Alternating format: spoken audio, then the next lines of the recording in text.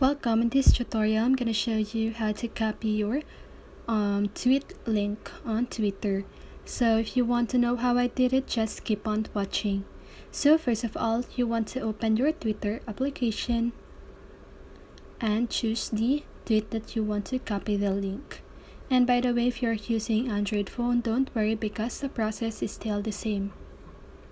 So now you can see this share button at the middle part of your screen. So I just want to click on that. And here you have the choice to copy the link. So just go ahead and click on that. As you can see, copied to clipboard. So now you can just go ahead and paste the link on the messages of your friend or anywhere you want to paste it.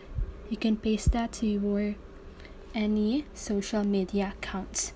So that is how you do it. I hope this video helped you, and if it did, make sure to like, subscribe, and hit the bell notification so you won't miss a video. See you on the next one and have a great day.